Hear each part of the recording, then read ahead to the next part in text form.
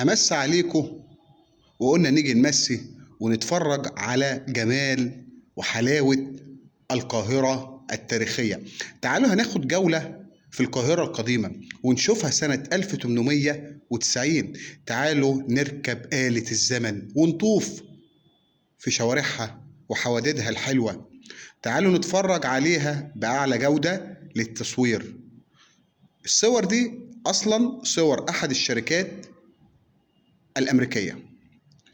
صباح القاهرة الأصيل ومساء العظمة، القاهرة الجميلة المختلفة دايما ومتميزة. القاهرة القديمة دايما بتحكي لينا أسرار جميلة وبتحكي لينا أجمل لقطات عن الجمال والعظمة والتاريخ الجميل.